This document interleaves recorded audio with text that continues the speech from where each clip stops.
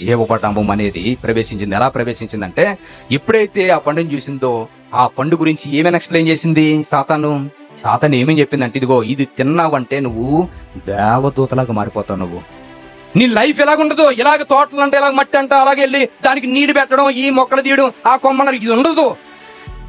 రాజులాగా ఉంటావు నువ్వు అన్నదట. అప్పుడు ఏమందంటే, ఆదం గారు అలా కళ్ళు మూసుకుని ఊహలోకి వెళ్ళారట. అవ్వగారు అలా కళ్ళు మూసుకుని ఊహలోకి వెళ్ళారు. అవ్వ అలా ఊహలోకి వెళ్ళగానే ఆ ఊహలో ఏం కనిపించిందంటే, కిరీటం పట్టుకున్న ఆదం గారు ఇక్కడ రాణిగారిలా పక్కన కూర్చుని 2 సింహాసనం మీద కూర్చుని ఆ విధానం. ఎందుకు ఈ విషయాలు చెప్తున్నానంటే, జీవపటంబం అనేది చాలా ప్రమాదకరం. మనిషి ఉన్నటువంటి స్థాయిని ఆ మనిషికున్న స్థాయి కన్నా ఎక్కువగా పెంచే పరిస్థితి ఉంటుంది. మీకు జీవపటంబం గురించి చెప్తాను. ఇది ఎంత ప్రమాదకరం అంటే, నీలం సంజీవరావు గారని మన ఆంధ్రాకి కలిసి ఉన్నటువంటి ఆంధ్రాకి ఆయన ఒక one of the chief minister అన్నమాట. ఆయనతో పాటట ఒక వ్యక్తి తిరుగుతూ ఉండిపడ్డాడు రోజుకిని. ఈ తిరుగుతూ ఉంటున్నప్పుడు ఆ వ్యక్తి ఎలా ఉండేదంటే, ఆ నీలం సంజీవరావు గారికి గవర్నమెంట్ వెహికల్ ఒకటి ఉండేది, అంబాసిడర్ అని ఆ టైంలో ఉండి దాని మీద తిరుగుతూ ఉండంటే లేటెస్ట్గా ఉన్నటువంటి కార్లన్నిటిని తీసుకొచ్చి ఒక ఆయన నీలం సంజీవరావు గారితో పాటునే తిరిగిపడట.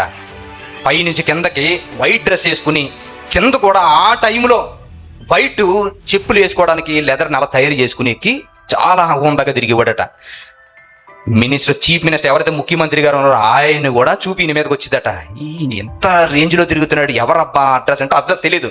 ఏ రోజు బ్యాక్గ్రౌండ్ చెప్పేవాడు కాదు, ఏ రోజు తన స్థితి ఏడో చెప్పేవాడు కాదు.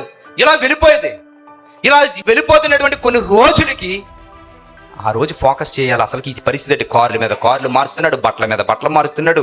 అసలుకి ఇంత డబ్బు, ఇంత బ్యాక్గ్రౌండ్ ఉన్నవాడు ఏమి తెలియకుండా సామాన్యంగా మనల్ని ఎలా తిరిగేస్తున్నాడు, ఏంటి పరిస్థితి అనుకుని ఒక రోజు ఆలోచిస్తే, అలాగ ఆలోచించినప్పుడు ఒక రోజు ఫోకస్ పెట్టేసి తెలుసుకుందాం మొత్తం మీద అనుకుని, అరే ఆయన కూడా ఒకసారి వెళ్ళి ఆయన ఎక్కడెక్కడ ఉంటున్నాడు, ఎక్కడ మొత్తం అని తెలుసుకుంటున్నాను కొంతమందిని పంపిస్తే సీక్రెట్గా ఆయన కూడా తిరగడం ప్రారంభించారు. ఒక రోజు ఎక్కడో ఊరి చివరిని ఒక ఊరి దగ్గరికి వెళ్ళిపోయాడు. ఆ ఊరి దగ్గరికి వెళ్ళిపోయిన తర్వాత కారు ఆయన దింపేసింది, కారు వెళ్ళిపోయింది. వెనకాల ఫాలో అవడం ప్రారంభించారు. అది చూస్తే మురుకువాడల మొత్తం అంతనదే. ఈ మురుకువాడల్లో ఉంటున్నటువంటి ఆ ప్లేసులోనికి వెళ్ళిపోతున్నాడు. ఇదేంటి ఆయన ఎక్కడ దిగాడు, ఇందులోకి వెళ్ళగలుగుతాను, మనమే వెళ్ళకపోతున్నాం, ఈయన ఎలాగ వెళ్తున్నాను అనుకో. రియల్గా జరిగింది ఇది. వెళ్ళేటట్టు లోపలికి వెళుతున్నాడు. ఆ సందులంటే తిరుగుతున్నారు, వెనకాల కూడా ఆయన కనపడకుండా తిరుగుతున్నారు. వీళ్ళు కూడా వెళుతున్నారు. వెళ్ళిన తర్వాత ఆ లోపలికి వెళ్ళి ఒక చిన్న పాక ఉన్నదట. చిన్న పాకలోకి అలా వంగిని లోపలికి వెళ్ళి మొత్తం డ్రెస్ అన్ని తీసి చిన్న టవల్ ఉంటే ఆ టవల్ కట్టుకుని అలా మంచమే పడుకుని పోయాడట. వాళ్ళ పిల్లలు వచ్చారట. ఆ పిల్లలు శుభ్రంగా తిడుతున్నారు. నీకు జ్ఞానం రాదు, నీకు బుద్ధి రాదు, నీ బతికింతే నువ్వు ఎలాగ ఉండాలని తెగ తిడుతున్నారట. ఏంటి ఇంతకీ పరిస్థితి ఏంటి అని నేను ఆలోచిస్తే, ఇంతకీ ఆయన చేసే పని ఏంటంటే, ఇంట్లో ఉంటున్నటువంటి 6 మంది కష్టపడితే 6 మంది కష్టాన్ని రోజుకి పట్టుకెళ్ళిపోయి ఆ బట్టలు అద్దెకి తెచ్చుకుని, కారు అద్దెకి తెచ్చుకుని అందరి ముందు నేను ఈ రేంజ్ అని చూపిస్తూ ఉంటాడు అనమాట.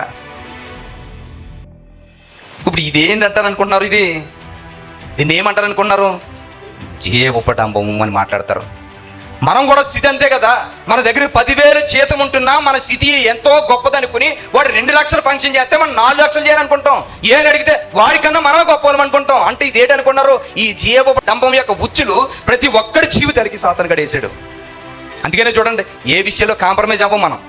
అంటే ఎందుకు ఈ విషయం చెప్తుందని తెలుసా? మన జీవితాల్లో ఉన్న పరిస్థితులు దేవునికి దక్కకుండా, దేవునికి దూరమని జీవితాలు మనకు రావడానికి గల కారణం ఏంటంటే, మనకున్న స్థితికి మించిన జీవితాన్ని ఆ రోజు నుంచి అలవాటైంది. అందుకనే చూసిన ప్రతి దాన్ని కావాలనుకుంటాం.